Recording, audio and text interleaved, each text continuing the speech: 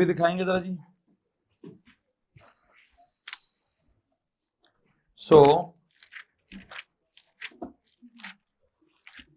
क्या चल रहा है हमारा ना, ये फिजिक्स में इस सेक्शन का नाम क्या है? It is mechanical physics. क्या जनाब साहब?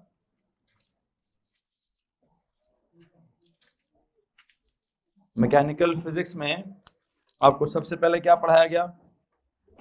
काइनेमैटिक्स पढ़ाया गया, फिर उसके बाद आपको डायनामिक्स पढ़ाया गया।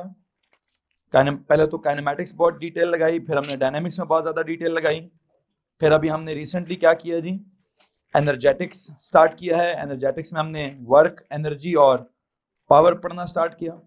फिर हमने एनर्जी की बहुत सारी डिफरेंट किस्म की किस्में पढ़ना स्टार्ट की। थर्मल के फार्मूले में हमने पढ़े हुए थे, इलेक्ट्रिकल के पढ़े हुए थे, न्यूक्लियर हो गया, केमिकल का हम केमिस्ट्री में पढ़ेंगे। फिर पावर भी आपको करा दिया गया है, वर्क, एनर्जी, पावर तीन हो गए हैं। वो नोट्स कितने जो इसके मैंने दिए थे उसमें कुछ रहता तो नहीं है बच्चों? एनर्जेटिक्स का काम सारा हमने कंप्लीट कर लिया, ठीक हो गया जी। चलें, आई थिंक अब हम यहाँ से आगे क्या करेंगे, काइनेमैटिक्स हो गया, डायनामिक्स हो गया, एनर्जेटिक्स हो गया, तो अब हम क्या करेंगे जी, हाइड्रोलिक्स करेंगे। क्या करेंगे जनाब साहब? हाइड्रोलिक्स मेरे नए चैप्टर का नाम है, ये लीजिए जनाब साहब। मैकेनिक्स में वो जो सीक्वेंस डेवलप होता है, किस किस्म का सीक्वेंस डेवलप होता है? सबसे पहले काइनेमैटिक्स, फिर काइनेमैटिक्स के बाद क्या पढ़ाते होते हैं? डायनामिक्स, फिर जी डायनामिक्स के बाद क्या पढ़ाते होते हैं? एनर्जेटिक्स, और अभी मैं एनर्जेटिक्स के बाद आखिरी चैप्टर के तौर पर इस मैकेनिकल फिजिक्स में क्या पढ़ाना चाहूंगा? It is hydraulics. लो जी, हाइड्रोलिक्स हेडिंग दीजिए, हाइड्रोलिक्स की सबके सब हेडिंग देंगे जनाब साहब, हाइड्रोलिक्स की जी। तो जनाब सुनिएगा गौर से कि मैं हाइड्रोलिक्स में क्या डेवलप करूंगा। एक बात याद रखिए, मैकेनिक्स में आपको मालूम होगा कि मैंने बहुत ज्यादा डिटेल डेवलप की है फोर्स के साथ। काइनेमैटिक्स में तो डिस्टेंस ट्रेवल होता है, डिस्प्लेसमेंट कवर होती है, ऑब्जेक्ट की एक पर्टिकुलर स्पीड होती है या वेलोसिटी होती है, या स्पीड या वेलोसिटी में जब तब्दीली आए तो ऑब्जेक्ट के अंदर एक्सेलरेशन या डीसेलरेशन पैदा होती है। ये सारा हमारा काइनेमैटिक्स का काम था। फिर जब हमने एक दफा फोर्स पढ़ना स्टार्ट किया तो फोर्स बड़ा डिटेल में हम लेकर गया फोर्स को, कि फोर्स जब अप्लाई करते हैं तो एक न्यूटन का लॉ अप्लाई होता है। क्या होता है जी? फोर्स जब अप्लाई होती है तो एक्सेलरेशन पैदा होती है। फिर हमने कहा जब फोर्स अप्लाई होती है तो it was not just acceleration, बीच में पता नहीं हुक्स लॉ ले आया, एक्सटेंशन भी प्रोड्यूस होती है। फिर कहीं रोटेशन भी हमने प्रोड्यूस की जिसमें मोमेंट ऑफ अ फोर्स पढ़ा है। फिर अभी हमने कहा जब फोर्स अप्लाई होती है तो असल में तो डिस्टेंस ही ट्रेवल होता है, तो वहां से वर्क डन हमने ला दिया, वहां से एनर्जी ला दी, उसको पावर से भी रिलेट कर दिया। अब जब हम फोर्स अप्लाई, अभी भी आपकी इतला के लिए अर्ज है कि मैं फोर्स की बात ही करूंगा, मैंने इसलिए आपको पिछला रेफरेंस दिया है कि मैंने अभी भी फोर्स की ही बात करनी है। और क्या बात करनी है? जब भी फोर्स अप्लाई होती है किसी भी सरफेस के ऊपर, किसके ऊपर? तो सरफेस के एरिया के ऊपर क्या एक्सर्ट होता है? प्रेशर एक्सर्ट होता है। लो जी, आज के टॉपिक की जो पहली बात है हमारी वो क्या है कि जब आप फोर्स अप्लाई करते हैं तो किसी भी, और जिस जिस सरफेस पर अप्लाई करते हैं हम कहते हैं कि उस सरफेस पर क्या एक्सर्ट हुआ है। हमने बहुत सारे ना क्वांटिटीज के एडजेक्टिव्स डेवलप किए थे कि फोर्स क्या होगी? अप्लाई होगी, वर्क क्या होगा? डन होगा, एनर्जी क्या होगी? ट्रांसफर होगी, पावर क्या होगी? प्रोड्यूस या जनरेट होगी, पावर जनरेट होती है। और आज मैंने आपको प्रेशर पढ़ाना है, तो प्रेशर क्या होगा? प्रेशर एक्सर्ट होगा। क्या होगा जनाब साहब?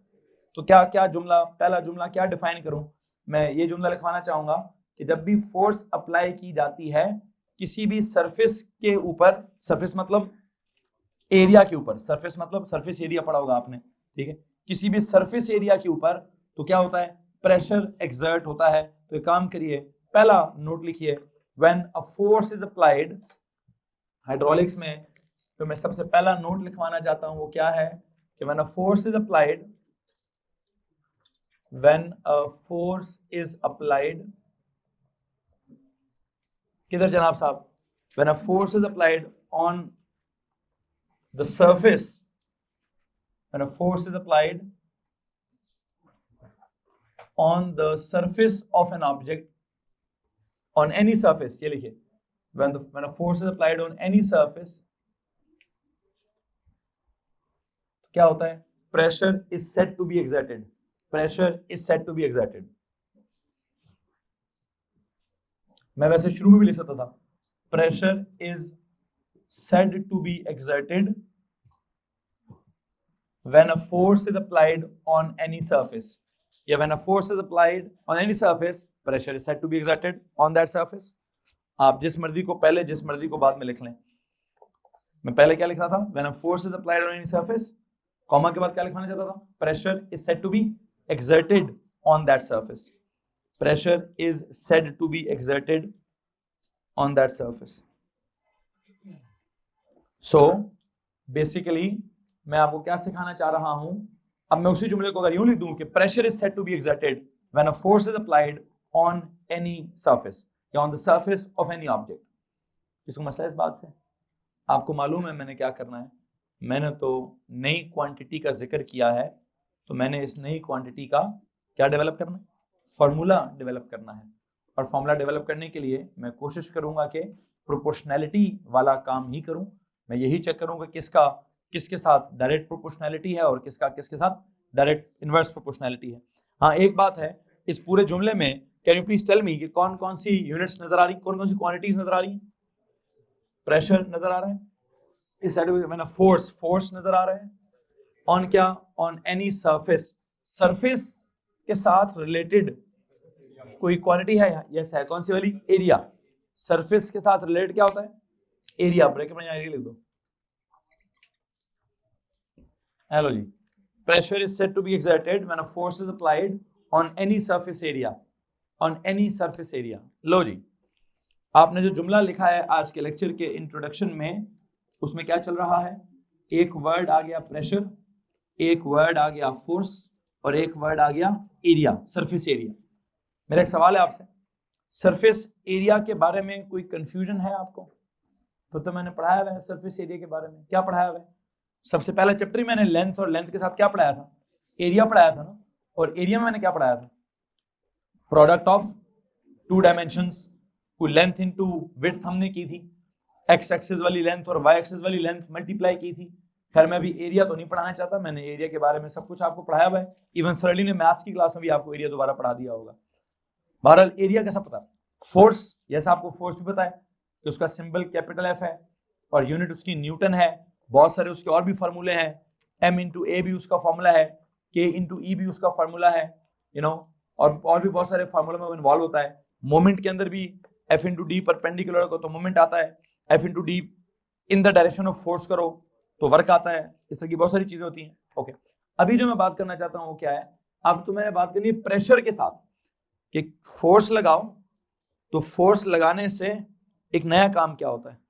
पहले हमने कहा था फोर्स लगाने से एक्सेलरेशन प्रोड्यूस होती है, फिर हमने कहा था फोर्स लगाने से एक्सटेंशन प्रोड्यूस होती है, फिर हमने कहा था फोर्स की वजह से उसका एक इफेक्ट होता है, मोमेंट ऑफ अ फोर्स, फिर हमने कहा फोर्स की वजह से एक और इफेक्ट है, work done by a force. आज हम क्या कह रहे हैं कि सर फोर्स की वजह से एक और फिनोमेना भी होता है, कौन सा वाला, प्रेशर भी एक्सर्ट होता है. लेकिन अब जो प्रेशर एक्सर्ट करना है उसमें फोर्स को कैसे इन्वॉल्व करें, उसमें फोर्स का डायरेक्ट प्रोपोर्शनैलिटी होगा या आई थिंक मैंने क्या डेवलप करना है, मैंने प्रेशर का फॉर्मूला डेवलप करना चाहिए ना. एरिया का तो पहले से है, फिर फोर्स का भी पहले से है, किसका नहीं है, हमारी न्यू क्वांटिटी कौन सी है, न्यू क्वांटिटी प्रेशर है. तो मुझे किसका फॉर्मूला डेवलप करना है जी, मुझे प्रेशर का फॉर्मूला डेवलप करना है. कैसे डेवलप करेंगे जनाब साहब, आई थिंक इसको देखकर मुझे लिखना है factors affecting which quantity, pressure. तो लेकिन ये फैक्टर्स अफेक्टिंग प्रेशर आर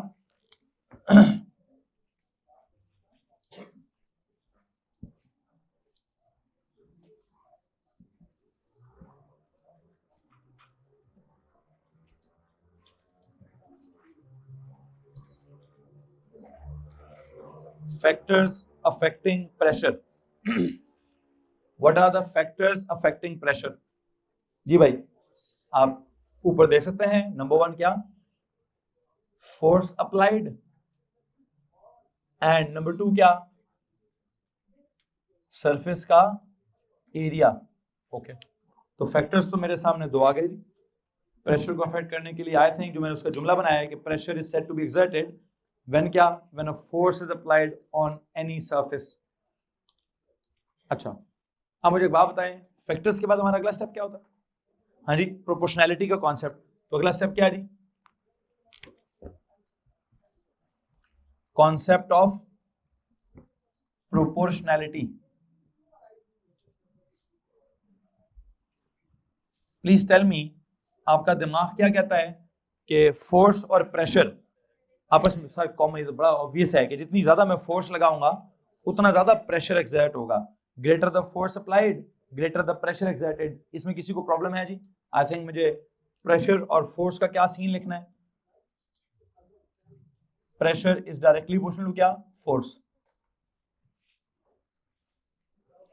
इसमें मुझे कोई भी प्रॉब्लम महसूस नहीं होती।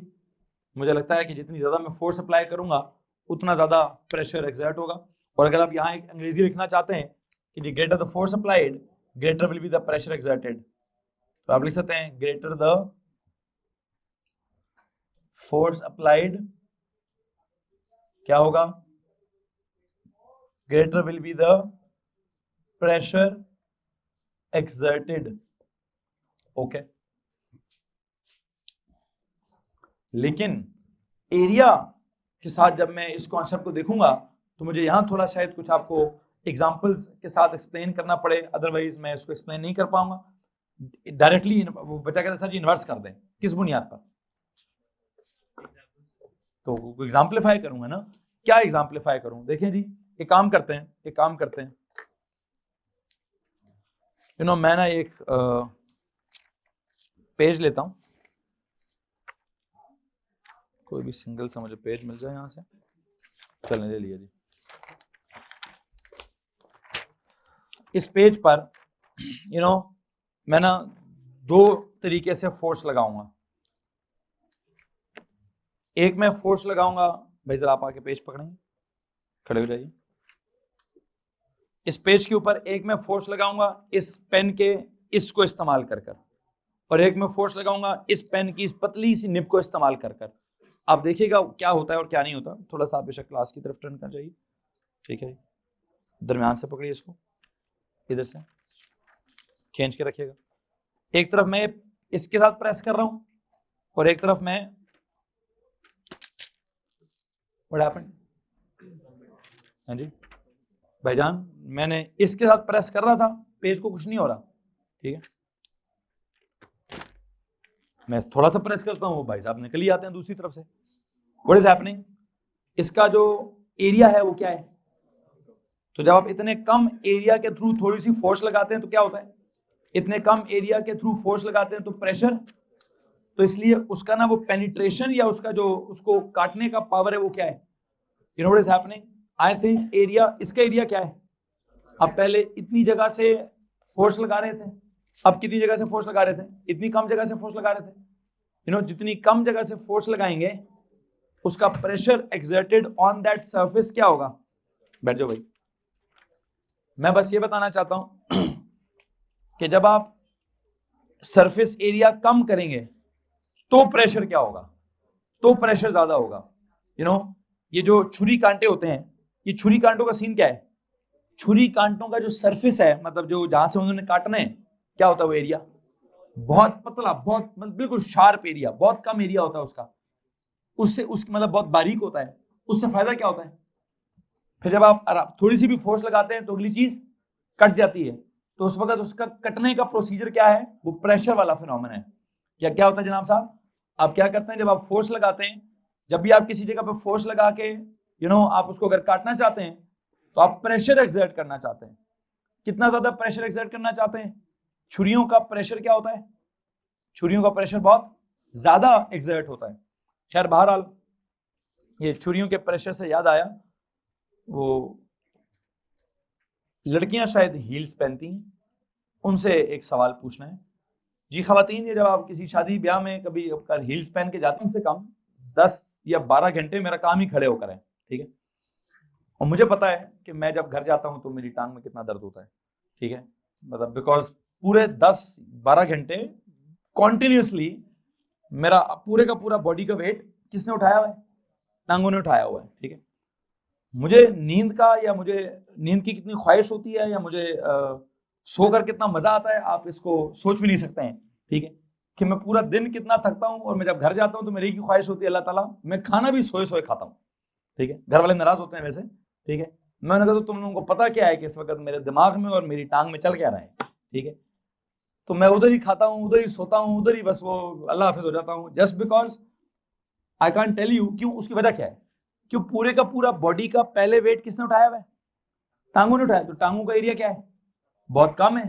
तो उधर प्रेशर एक्सर्ट क्या हो रहा होगा? बहुत ज्यादा एक्सर्ट हो रहा होगा। हाँ, जब मैं घर जाता हूं, जब मैं लेटने की तब क्या होता है? लेट कर क्या करता है बंदा? लेटने का फायदा क्या होता है?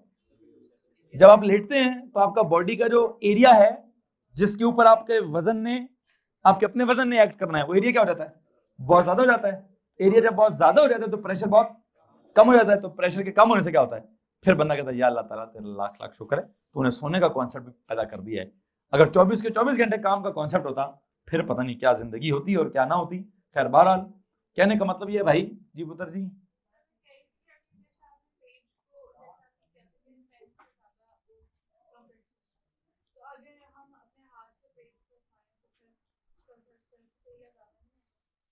तो नहीं फटेगा ना। आप कैसे फाड़ना चाहते हैं? हाँ, ऐसे फाड़ेंगे तो फट जाएगा। ये वाली बात, ये मिसाल नहीं हो रही।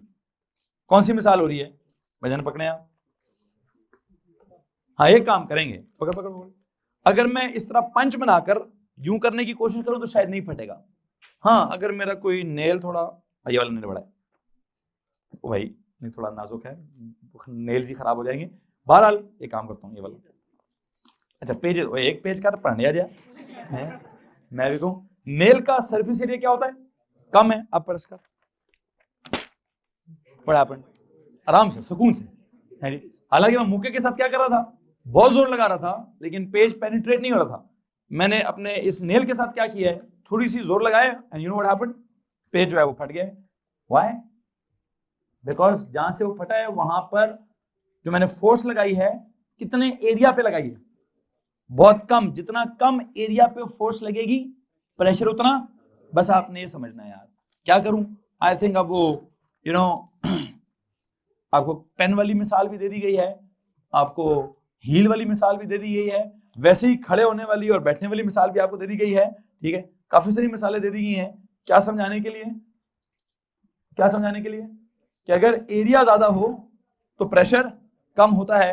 आई थिंक एरिया और प्रेशर का आपस में क्या प्रोपोर्शन है?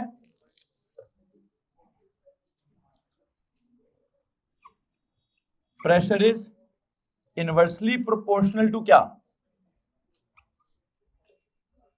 Inversely proportional to area. Pressure का एरिया के साथ क्या प्रोपोर्शनैलिटी है जी? इनवर्स प्रोपोर्शनैलिटी है।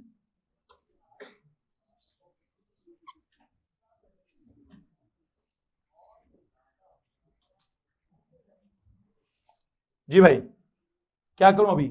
इधर लिखा greater the force applied greater the, यहां क्या लिखूं? मुझे प्रेशर ज्यादा करने के लिए एरिया क्या चाहिए? Lesser the area. तो क्या होगा? ग्रेटर द क्या? Smaller the area greater the pressure. Smaller the area lesser the area lower the area. Lesser the area,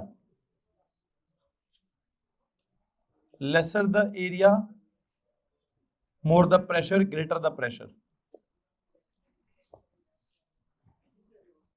hello जी, यहां तक अगर किसी के पास कोई परेशानी है तो प्लीज हाथ खड़ा कर दीजिए। हम ये कह रहे हैं कि जितना एरिया कम होगा प्रेशर उतना ज्यादा होगा। लो जी, अब अगर ये वाली बात आपको समझ आ जाती है तो बस मेरा काम खत्म हो गया। यहां से आगे क्या करूं? आपने एक कॉन्सेप्ट पढ़ा हुआ है, प्रोपोर्शनैलिटी के बाद क्या करते हैं? कंबाइनिंग द प्रोपोर्शनैलिटीज करते हैं। लिखिए जी, कंबाइनिंग द प्रोपोर्शनैलिटीज।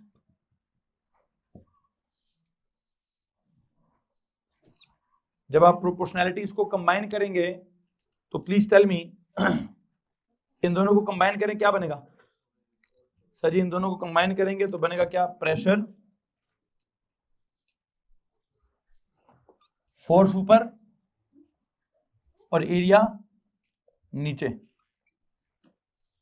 फोर्स ऊपर और एरिया नीचे।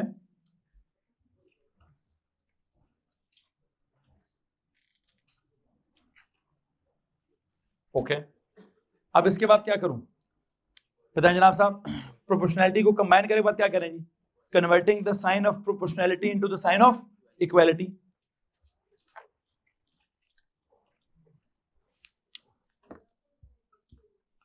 कन्वर्टिंग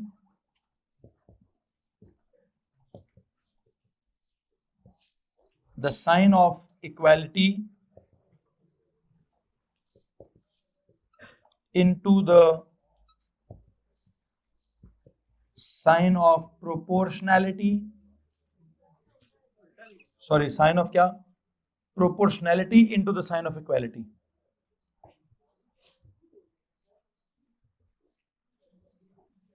वैसे एक सवाल पूछूं, अगर आप प्रोपोर्शनैलिटी को इक्वालिटी में कन्वर्ट करते हैं तो कांस्टेंट अपेयर होता है, और अगर मैं कहूँ मैंने इक्वालिटी को प्रोपोर्शनैलिटी में कन्वर्ट करना है तो कांस्टेंट डिसअपेयर हो जाएगा, जो भी कांस्टेंट होगा बीच में से उड़ाना पड़ेगा। ठीक है, ये बात याद रखनी है आपने।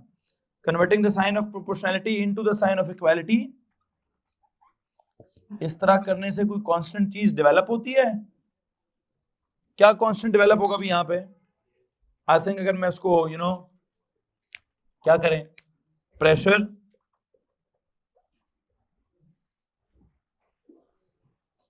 सिंबल्स में लिख लूं जी, प्रेशर का सिंबल पी लें, प्रोपोर्शनैलिटी को इक्वालिटी में कन्वर्ट करें, फोर्स की जगह एफ लिखें, ओवर एरिया की जगह ए लिखें, और साथ क्या लगा लूं? एक के का क्या सीन है? के कांस्टेंट ऑफ प्रोपोर्शनैलिटी मोस्टली 1 होता है, सो क्या है? तो ये constant of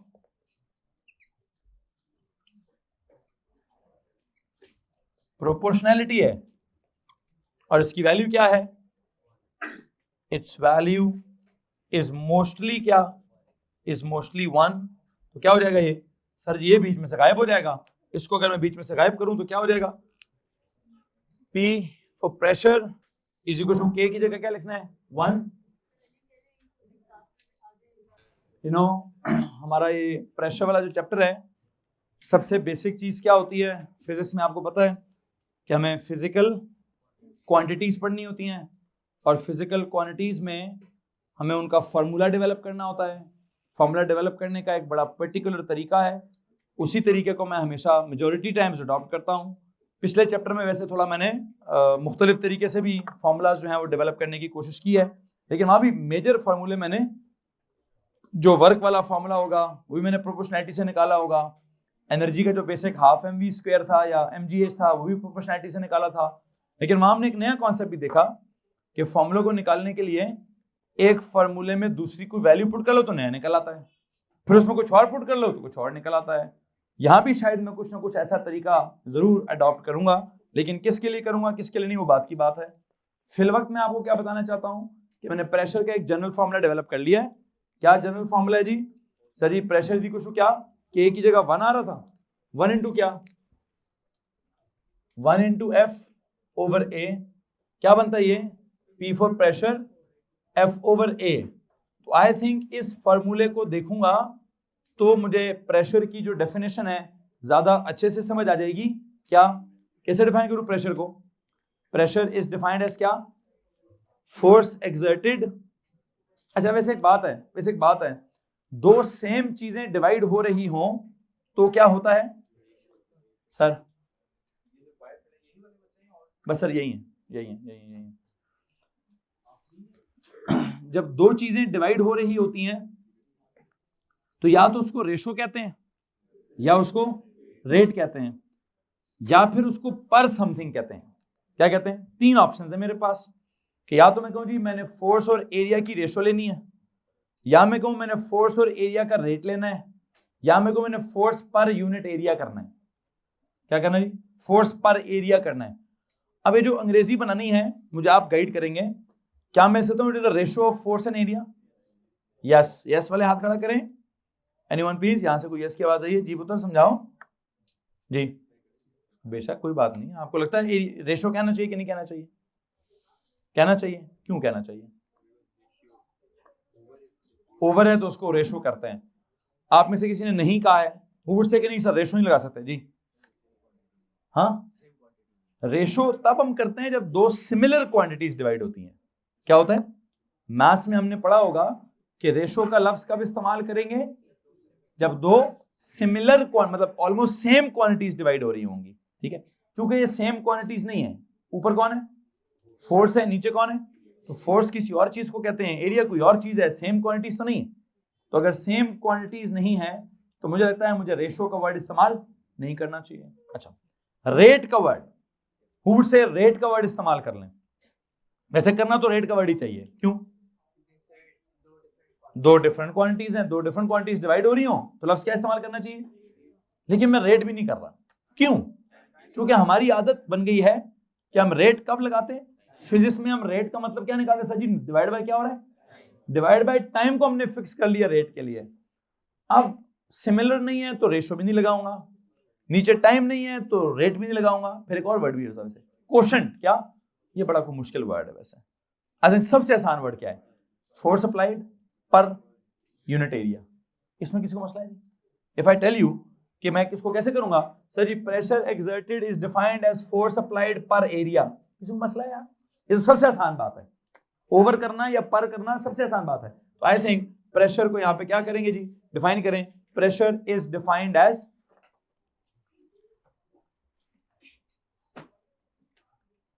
pressure is defined as क्या? प्रेशर इज डिफाइंड एज, बताएं जनाब साहब क्या लिखूं? Force applied per unit area. Pressure is defined as force applied per unit area. Force applied, pressure is defined as force applied per unit area, per unit area.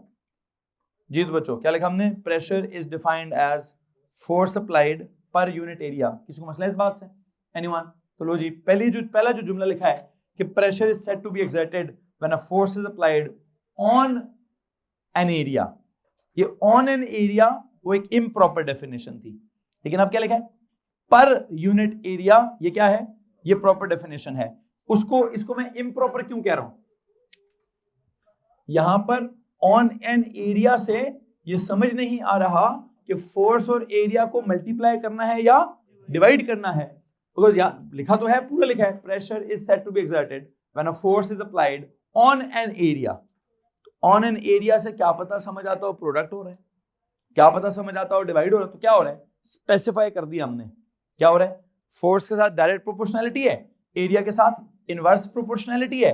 Area नीचे आएगा और जब वो नीचे आएगा तो क्या होगा सर? डिवाइड होने का कॉन्सेप्ट है, तो उसको हम पर करके कुछ कहेंगे। क्या लिखा है? Pressure is exerted when a force is applied per unit area. बल्कि नहीं, क्या लिखा है? प्रेशर इज डिफाइंड एज क्या? Force applied per unit area. इसमें किसी को परेशानी है तो आप हाथ खड़ा कर सकते हैं। एनीवन? ओके, तो अब क्या करें जनाब साहब? आई थिंक वैसे एक बात पूछूं आपसे, इसी तरह की एक और डेफिनेशन भी थी, डेंसिटी, मास पर यूनिट वॉल्यूम। क्या उसको भी अगर आप कहते हैं रेशो, तो रेशो नहीं कहना चाहिए। क्यों? वो भी अलग अलग क्वांटिटीज है। रेट भी नहीं कहना चाहिए। डेंसिटी को क्या कहना चाहिए था? मास पर यूनिट वॉल्यूम। ये काम करेंगे, जरा पेज के हेडर पे जाएंगे। डेंसिटी याद आई है, किस काम के लिए याद आई है थोड़ी देर में एकदम समझा दूंगा। अभी लिखो जी, पेज के हेडर पे जाओ, जाके लिखो डिफाइंड डेंसिटी। क्या लिखेंगे वहां पे? पेज के हेडर पे जाके लिखें जी डिफाइंड डेंसिटी। मैं मेरी क्लास में जिस बच्चे को भेजेंगे पूरा प्रोसीजर करके भेजिएगा, मुझे ज़्यादा अधूरा बच्चा नहीं चाहिए। ठीक है? अगर इनके पेरेंट्स से बात हो गई है, उन्होंने सर उसामा को या सर को कायल कर दिया, फिर अलाउड है। अगर किसी के पेरेंट्स बच्चे को, टीचर को नहीं कायल कर सकते तो उनको एक्सक्यूज कर लीजिए। ठीक है? चलो, थैंक यू। सुनिए जनाब साहब, क्या बात हो रही थी? हमने क्या कहा? हम प्रेशर को डिफाइन कर रहे थे। हमने प्रेशर को कैसे डिफाइन किया? पहले मैंने इम्प्रॉपरली डिफाइन किया। कैसे इम्प्रॉपरली डिफाइन किया? क्या था इम्प्रॉपर डेफिनेशन? कि जनाब साहब, pressure is said to be exerted when क्या? When a force is applied on an area. अब मैंने क्या कहा, pressure is said to be exerted when a force is applied per unit area. तो जब पर यूनिट एरिया करते हैं तो उसको क्या कहना चाहिए, उसको मुझे प्रॉपर डेफिनेशन कहना चाहिए। तो आई वुड लाइक कि आप इस जुमले के एंड पे क्या लिखें, ये स्टार्ट पे क्या लिखें, इम्प्रॉपर डेफिनेशन। जो जहां पे आपने ये वाला जुमला लिखा था प्लीज वहां पे इम्प्रॉपर डेफिनेशन लिखें, प्रेशर की इम्प्रॉपर डेफिनेशन है वो। और अब जो आपने एंड पे लिखा है, एंड पे क्या लिखा है, pressure is defined as force applied per unit area, उसके एंड पे लिखें प्रॉपर डेफिनेशन, वो आपकी हो जाएगी प्रॉपर डेफिनेशन। ठीक है, अच्छा, और याद मुझे क्या आया था, पेज के हेडर पे क्या लिखवाना चाह रहा था मैं, डेंसिटी के बारे में। पेज के हेडर पे जाके लिखें डेंसिटी क्या होती है, क्या जी डेंसिटी, मास ओवर क्या, ओवर वॉल्यूम। प्लीज बताएं क्या लिखूं यहां पे, मुझे लगता है मैंने कहीं लिखा हुआ है ratio of mass and volume. I think मैंने किसी कॉपी में देखा है कि मैंने डेंसिटी जब डिफाइन किया था तो वहां ratio of mass and volume लिखा हुआ है। जाएंगे जरा उस पेज पर, प्लीज जाइए उस पेज पर जहां पे भी आपने डेंसिटी डिफाइन की हुई है, प्लीज उस पेज पे चले जाइए। हमारा आपके पिछले नोट्स मिसिंग है, दूसरी कॉपी पे चेक करो जी, कहां जहां कहीं भी पहले पहले चैप्टर में डेंसिटी होगा, क्या लिखा है वहां पे, दिखाओ।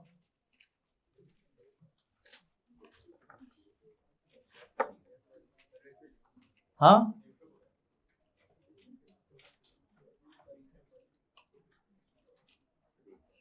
इस बच्चे ने 3 जुमले लिखे हुए हैं। इसने लिखा जी रेशो भी लिख सकते हैं, रेट भी लिख सकते हैं, और सीधा सीधा मास पर वॉल्यूम भी लिख सकते हैं। ठीक है जी, बता। हाँ, पर लिखा हुआ है कि डिवाइड लिखा हुआ है, तो बस पर वाला वर्ड भी ठीक है, डिवाइडेड वाला वर्ड भी ठीक है। किस वर्ड में मुझे प्रॉब्लम है, रेशो में और रेट में प्रॉब्लम है। और प्रॉब्लम है क्या कि रेशो का वर्ड तब इस्तेमाल हो जब दो सेम चीजें डिवाइड हो रही हो, रेट का वर्ड तब इस्तेमाल हो जब दो डिफरेंट चीजों में से नीचे वाला कौन हो, नीचे वाला टाइम हो, तो हम रेट करते हैं। और अगर नीचे टाइम नहीं है तो क्या करें सर, फिर आप पर यूनिट करके या ओवर करके या डिवाइडेड बाय करके कर सकते हैं। मास डिवाइडेड बाय वॉल्यूम वो भी ठीक है, मास पर यूनिट वॉल्यूम वो भी ठीक है। किसको मसला इस बात से, तो मैं जो अभी वापस आया हूं, या मैं इस पेज के हेडर पे आ जाइए, लिखिए जी density is defined as mass per unit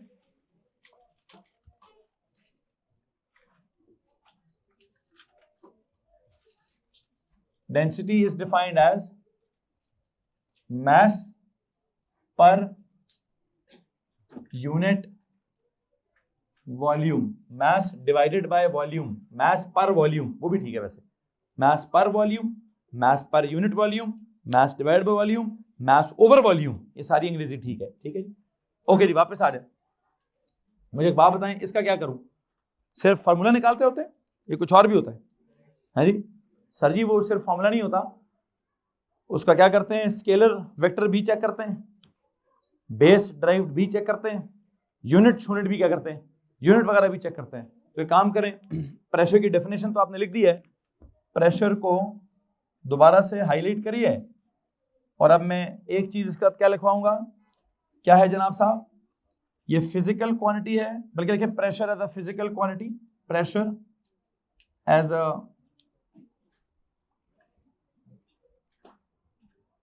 physical quantity की फ्रेज लिखें। ये फ्रेज लिखकर उसके अंदर 3 कॉलम्स बनाएंगे। अगर ये फिजिकल क्वांटिटी है तो फिजिकल में एक सबसे पहले क्या चेक करना होता है, बेस है कि ड्राइव्ड है, ये चेक करना है ना। बताएं बेस बोलूं ड्राइव्ड बोलूं, derived quantity.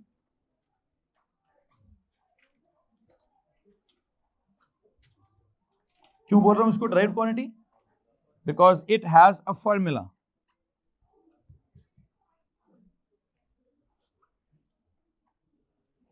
It has a formula. क्या फॉर्मूला वैसे इसका, P is equal to F over A। Okay, दूसरी बात, ये बेस क्वांटिटी है कि स्केलर, सॉरी स्केलर क्वांटिटी के वेक्टर क्वांटिटी है, हाँ जी वेक्टर क्वांटिटी है। किसने बोला वेक्टर क्वांटिटी है, 1 2 3 4 5 6 7 8 9, जी बेटा आप बताएं ये वेक्टर क्वांटिटी क्यों है, बिकॉज ऑफ द फोर्स। तो क्या सिर्फ मैंने फोर्स देखनी है, नीचे एरिया नहीं देखना। एरिया क्या होता है, स्केलर है। तो अब किसको देखें, फोर्स को देखेंगे, वो वेक्टर है उसके हिसाब से तो ये वेक्टर बनता है। फिर एरिया को देखूं, वो स्केलर है उसके हिसाब से तो स्केलर बनता है। तो अब क्या करूं, मुझे जनरली चेक करना है इसको, मैं इसको इसके फॉर्मूले से नहीं देखूंगा, मैं इसको जनरली चेक करना चाहूंगा। हालांकि अगर आपको वर्क याद है, वर्क में भी तो था एफ डी, एफ क्या था, वेक्टर था ना, डी क्या था, नहीं डी भी वेक्टर था, वो distance in the direction of force था। कौन सा था वो, डिस्टेंस की बजाय डिस्प्लेसमेंट था असल में। तब भी जवाब क्या था, तब भी जवाब स्केलर था।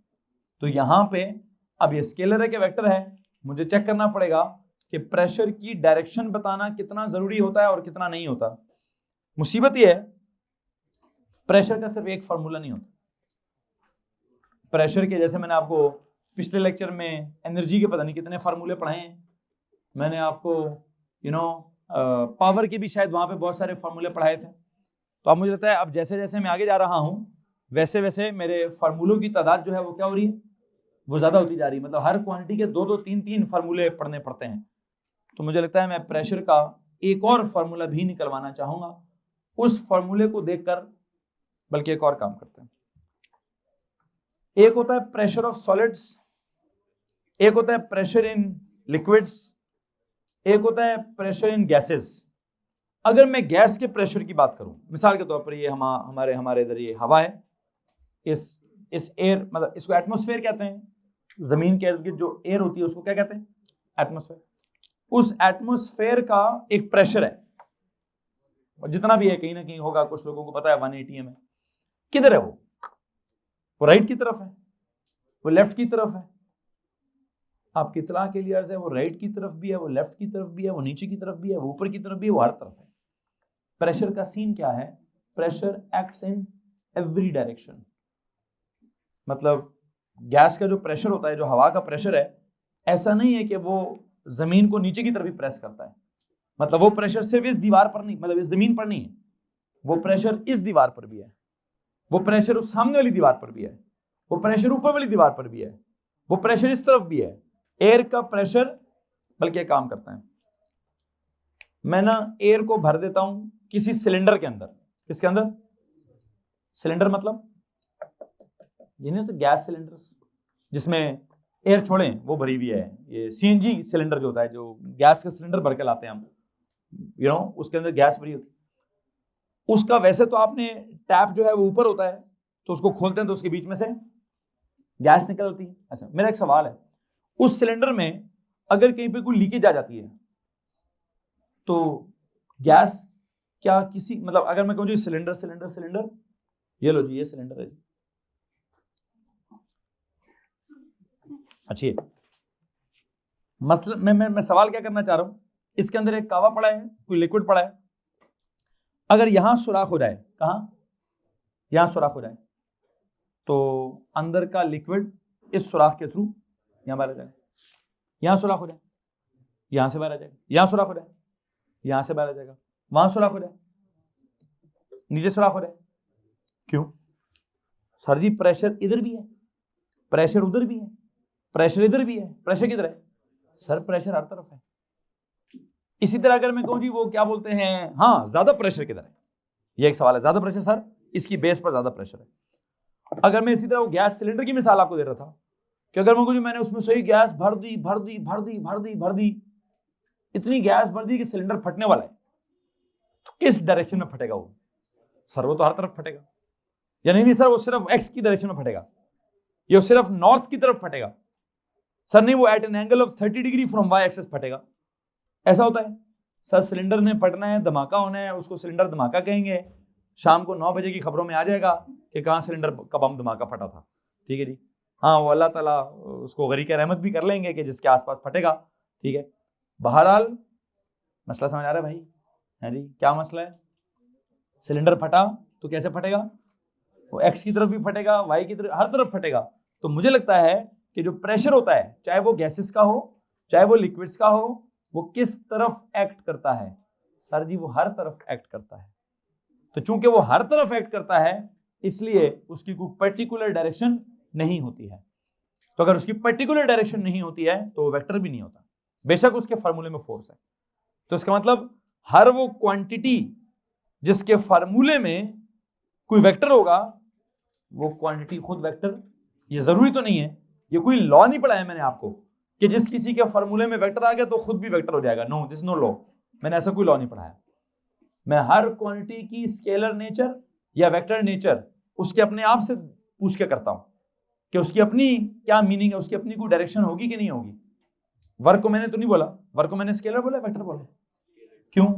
मैं कहा सर जी वर्क की कोई डायरेक्शन नहीं होती, क्योंकि वर्क तो एनर्जी होती है। अब एनर्जी की कोई डायरेक्शन होती है नहीं, तो वर्क की भी नहीं होगी। मतलब जिसने वर्क करना है उसके अंदर कोई एनर्जी थी ना, बस एनर्जी कम होती है ज्यादा होती है, एनर्जी राइट या लेफ्ट नहीं होती, एनर्जी फॉरवर्ड बैकवर्ड नहीं होती, एनर्जी कम हो रही होती है या ज्यादा हो रही होती है। काम कर रहे हो तो आपकी एनर्जी कम होती जाएगी, जिस पर कर रहे हो उसकी एनर्जी ज्यादा होती जाएगी। इसमें अगर किसी को मसला है तो हाथ खड़ा कर सकते हैं आप जी। अच्छा बोलिए। हाँ, सॉलिड्स एक वाइड केस है कि जिसमें हम कहेंगे सारे का सारा pressure on the base area है। मैं उसकी ड्राइंग्स वगैरह भी बना के दे देता हूं, लेकिन मैं जनरली क्या कहूंगा, मैं उसका कोई एक आधा, बल्कि एक काम करते हैं, आपसे एक सवाल है, वेक्टर क्वांटिटीज के लिए हम रिप्रेजेंट कैसे करते हैं वेक्टर्स को? नहीं, ज्योमेट्रिकली, वो ज्योमेट्रिकली एरो लगा के रिप्रेजेंट करते हैं। क्या करके? फोर्स को भी एक एरो से रिप्रेजेंट किया जाता है, डिस्प्लेसमेंट का भी कोई ना कोई एरो हो सकता है, वेलोसिटी को भी एरो से रिप्रेजेंट कर सकते हैं, एक्सेलरेशन को भी एरो से रिप्रेजेंट कर सकते हैं, इवन मोमेंट्स को भी एरोस के साथ रिप्रेजेंट कर सकते हैं। वर्क को भी एरो से रिप्रेजेंट नहीं करते, प्रेशर को भी एरो से रिप्रेजेंट नहीं करते। इवन अगर मैं कहूं ये एक सॉलिड कप है, इस कप का प्रेशर किधर है? इसके ऊपर, क्या नाम है इसका, इस डेस्क के ऊपर, इसके एक एरिया के ऊपर। लेकिन उसको रिप्रेजेंट करने के लिए मैं कोई एक एरो नहीं बनाऊंगा। क्या कहूंगा? सर वो पूरे के पूरे सर्कुलर बेस एरिया के ऊपर टोटल प्रेशर एक्सर्ट कर रहा है। हाँ, वो ड्यू टू द वेट है, तो चूंकि वेट नीचे है तो pressure due to the weight कुछ हद तक नीचे की तरफ एक्ट हो रहा है। लेकिन मैं समझता हूं ये एक बड़ी स्पेसिफिक ओनली वन सिचुएशन है सॉलिड्स वाली, जब मैं कहूंगा जी प्रेशर ऑफ द सॉलिड, जैसे मैं अपने प्रेशर की बात करूं कि मेरी बॉडी का प्रेशर किधर एक्ट हो रहा है, मेरी बॉडी का प्रेशर मेरे पांव के ऊपर एक्ट हो रहा है। अब पांव के ऊपर एक्ट हो रहा है, वो असल में कहूंगा वेट मेरा सारे का सारा डाउनवर्ड्स है, उस वजह से वेट की वजह से जो प्रेशर है वो किधर है, वो डाउनवर्ड है। लेकिन मैं उसको फिर भी अभी वेक्टर क्वांटिटी नहीं कहूंगा। आपकी इस सिचुएशन में मैं इस हद तक कह सकता हूं कि सॉलिड्स के केसेस में प्रेशर को कुछ ना कुछ डायरेक्शन हम दे सकते हैं कि वो वर्टिकली, अगर वेट की वजह से है तो कि वेट उनका किधर ऐड कर रहा है, नीचे ऐड कर रहा है, तो प्रेशर भी सारा किधर ऐड कर रहा होगा, नीचे ऐड कर रहा होगा। लेकिन अब मैं लिक्विड्स के प्रेशर की बात करूंगा, मैं गैसेस के प्रेशर की बात करूंगा, तो किधर ऐड कर रहे होंगे, वो हर तरफ ऐड कर रहे होंगे। तो मैं जनरली क्या समझता हूं, मैं जनरली ये समझता हूं कि प्रेशर को क्या कह देना चाहिए, उसको स्केलर क्वांटिटी कहना चाहिए, वेक्टर नहीं कहना चाहिए। ठीक है जी। सो क्या लिखने लगे यहाँ पे आपने क्या ड्राइव क्वांटिटी है, यहाँ क्या लिखूं, इट इज क्या जनाब साहब? सर जी स्केलर क्वांटिटी लिखिए। क्या लिखिए? और स्केलर क्वांटिटी क्यों लिखूंगा? It has no particular direction, it has no particular direction.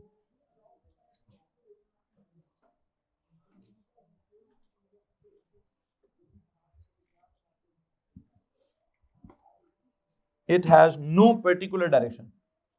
It has no particular direction. अच्छा, it acts in every direction. Rather, it acts in ji,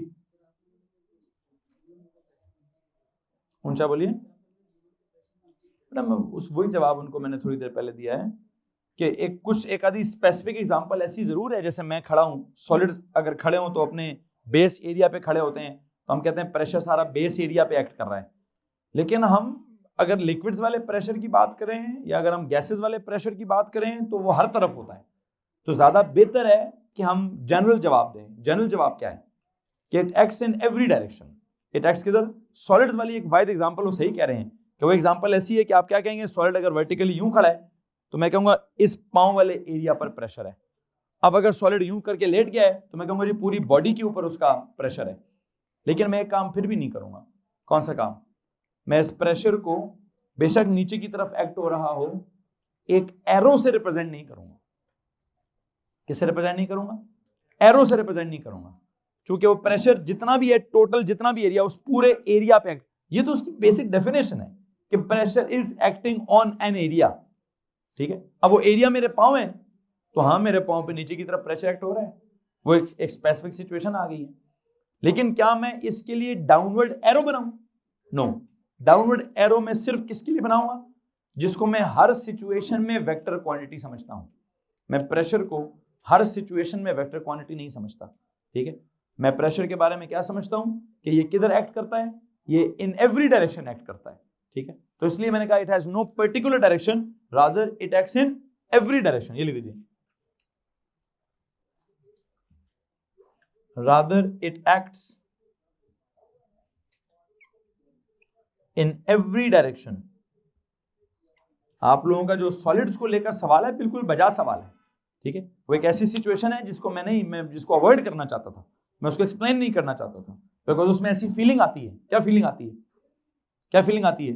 as if pressure is a vector quantity. क्योंकि वहां पे हम कहते हैं sir body का weight है, weight किधर है? नीचे की तरफ है। तो हम कहते हैं वेट अगर नीचे की तरफ है तो प्रेशर भी किधर है? प्रेशर भी नीचे की तरफ है। नहीं बेटा, वेट की एक डायरेक्शन होती है किधर? Towards the centre of the earth. Pressure की direction is not towards the centre of the earth. Pressure vector ही नहीं है। हाँ, प्रेशर एक्ट किधर कर रहा है? नीचे की तरफ। नीचे किधर? उसको हम एरो बना के ये नहीं कहते कि प्रेशर इधर नीचे एक्ट कर रहा है, हम कहते हैं प्रेशर मेरे नीचे पांव पे एक्ट कर रहा है। तो पांव वो एरिया है जिस एरिया पर प्रेशर एक्ट कर रहा है। इसमें किसी को मसला है भाई?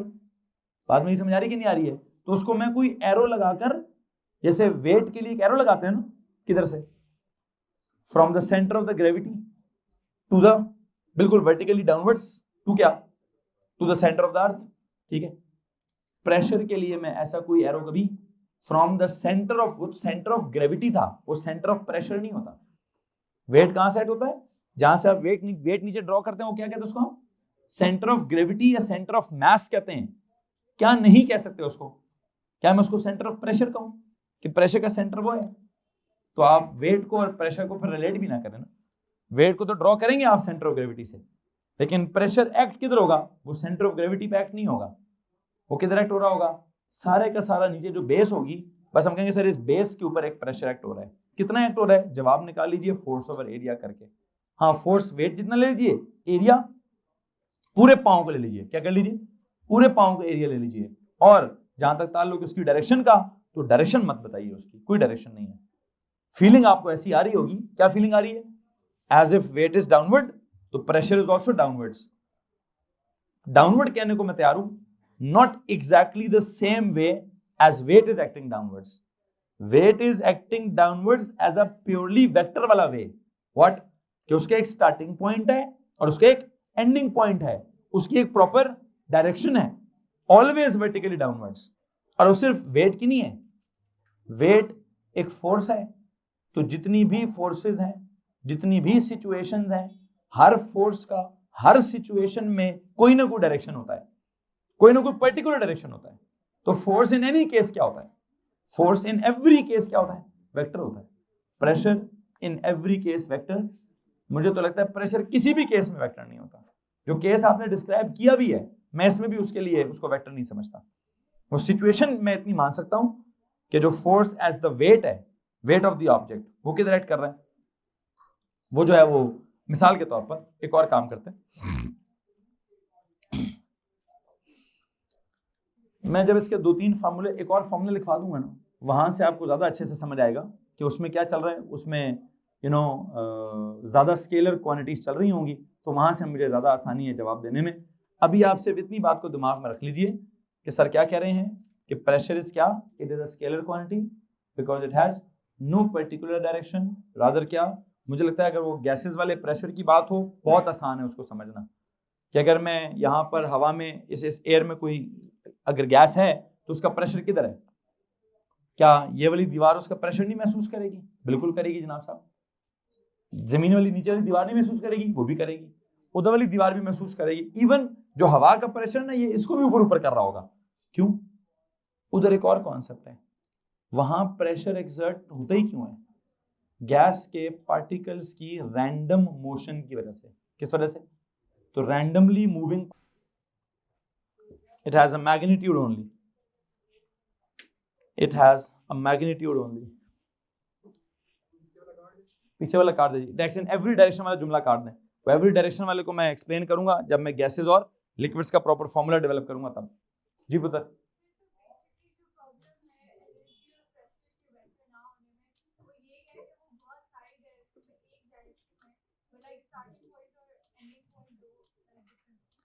देखें चले मैं इसको थोड़ा सा क्लियर कर दिया।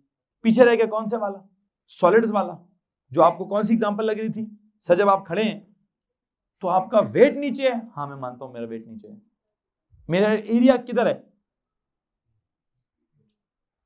सर, एरिया किधर है, कौन से एरिया की बात कर रहे हैं आप, पाँव के एरिया की बात कर रहे हैं सर, पाँव का एरिया पाँव में है। अब उसको नीचे कहना है कि आगे कहना है कि ऊपर कहना है कि पीछे कहना है, ये नहीं कहना, एरिया स्केलर होता है। हाँ अब आते हैं प्रेशर की तरफ, कि प्रेशर किधर है भाई, प्रेशर एक्सर्ट हो रहा है, हाँ मेरे पाँव पे हो रहा है मैं मानता हूं, बट वो towards the centre of the अर्थ नहीं है। किधर नहीं है, प्रेशर मेरे पाँव पर एक्ट जरूर हो रहा है, एक फीलिंग ये जरूर आ रही है कि मेरी बॉडी का वेट मेरे पाँव ने उठाया, बिल्कुल उठाया, अच्छी खासी फीलिंग है, दर्द होती है रात को भाई, रोजाना होती है, ऑब्वियसली फीलिंग है, दर्द हो रही है। अब वो दर्द किधर, किसी एक आधे पॉइंट पर होती है, दर्द किधर है सर, वो उंगलियों में भी है, दरमियान में भी है, पीछे वाली साइड पर भी है, तो नो तो पूरे के पूरे पाँव में। बात मेरी समझ आ रही कि नहीं आ रही है? और वो इतना ज्यादा दर्द है कि वो सिर्फ नीचे नहीं है, वो दर्द करते करते यहां तक ऊपर तक आ जाता है जी, शुक्र है यहां तक नहीं आया अब है। वो मैंने सुना कोई 40-50 साल का हो जाए बंदा तो दर्द कर जाता है, घुटनों में भी आते हैं, घुटनों में नहीं आया भाई अभी, अल्लाह खैर करेगा। बहरहाल क्या बात हो रही है भैया, प्रेशर की बात हो रही है कि प्रेशर, इस एग्जाम्पल को लेंगे तो कंफ्यूज ही होंगे सॉलिड्स वाली, लेकिन मैं क्या करूं, मैं इस एग्जाम्पल को रिजेक्ट भी नहीं कर सकता हूं, मैं इसको इग्नोर भी नहीं कर सकता, मेरे सिलेबस में है, ठीक है। लेकिन उस सिलेबस में आपको समझना क्या है, आपको बस एक बात समझनी है कि अगर उसने कहा ड्रॉ द वेट, तो you will be able to draw the weight. कैसे? From the centre of the gravity to the vertically, you will be able to draw a vector and you will label that vector as weight का vector. If it says draw the area, तो आप base area को shade कर देंगे, हाँ वो area draw हो गया। If it says draw the pressure, तो प्रेशर ड्रॉ नहीं हो सकता, प्रेशर फील हो सकता है। क्या हो सकता है भाई? प्रेशर की मैं कोई वेक्टर वाली ड्राइंग, उसकी ज्योमेट्री नहीं ड्रॉ कर सकता। आई होप आपको समझ आ रही है मैं क्या कहना चाहता हूँ। मैं कहना चाहता हूँ कि सर जी ये क्या है, मैंने ना एक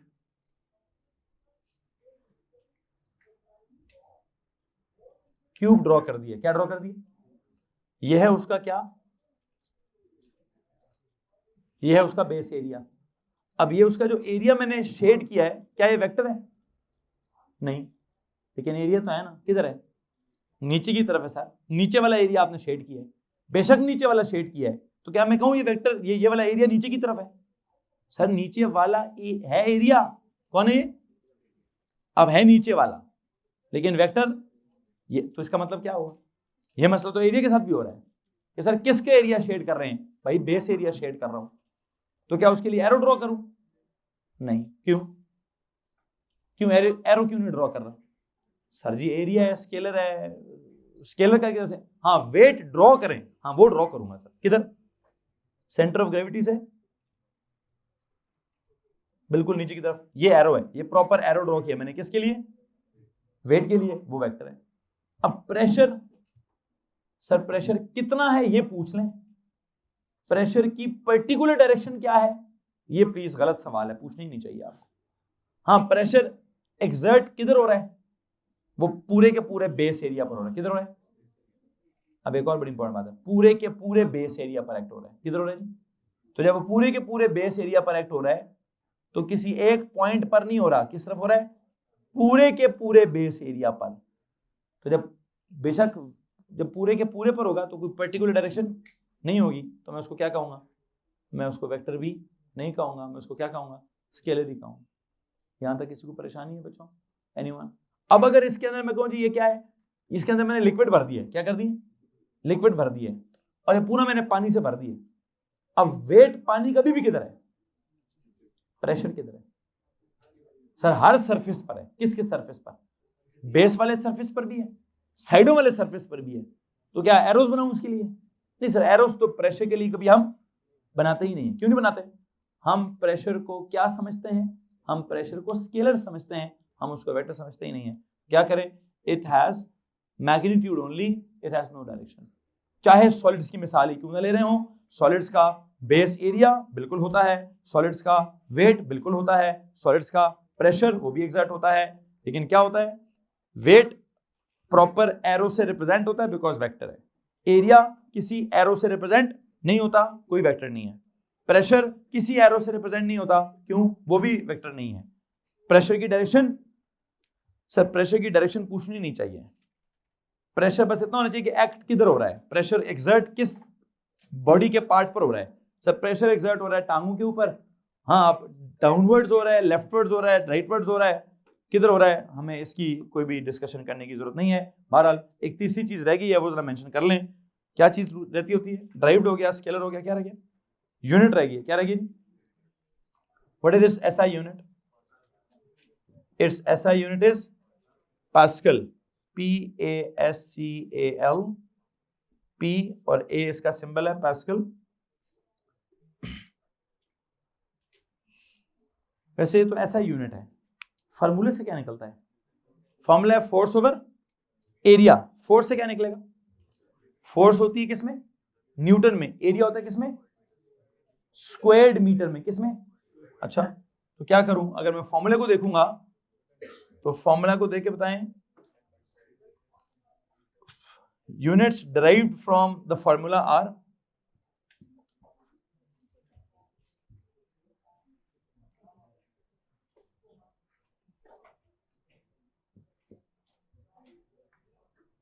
वो क्या होंगी? ऊपर है फोर्स तो ऊपर आ जाएगा न्यूटन, ओवर नीचे है एरिया तो नीचे आ जाएगा स्क्वायर्ड मीटर, न्यूटन पर स्क्वायर्ड मीटर, न्यूटन पर स्क्वायर्ड मीटर, न्यूटन पर स्क्वायर्ड मीटर, न्यूटन पर स्क्वायर्ड मीटर। यहां तक अगर किसी को कोई प्रॉब्लम है तो प्लीज हाथ खड़ा कर दें। एसआई यूनिट कौन होगी? पास्कल, साइंसदान का नाम है। और डायरेक्ट यूनिट्स कौन सी होगी? न्यूटन पर। अब अगर मैं सवाल पूछूं डिफाइन 1 पास्कल तो क्या होगा? It is a pressure exerted when a force of 1 newton is applied on an area of 1 squared metre. That's it. किसी को मसला जी? एक काम करें, तीनों कॉलम्स बराबर करें और लिखिए जी define what? Define 1 pascal. Define 1 pascal.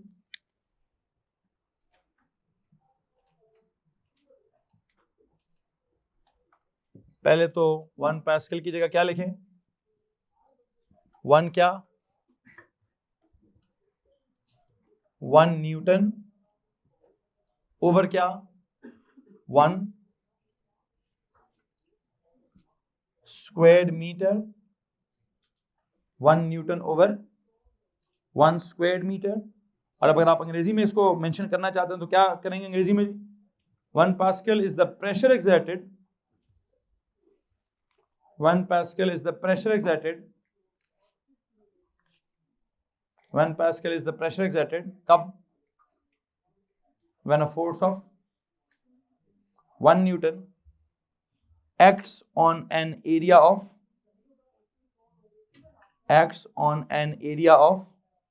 1 squared meter. 1 pascal is the pressure exerted, 1 pascal is the pressure exerted by a force of 1 Newton that acts on an area of 1 squared meter. When a force of 1 Newton acts on an area of 1 squared meter. इसमें अगर किसी के पास कुछ सवाल है तो हाथ खड़ा कर दीजिए। आई थिंक मैं आज के लेक्चर में प्रेशर के हवाले से इतना ही पढ़ाना चाहूँगा।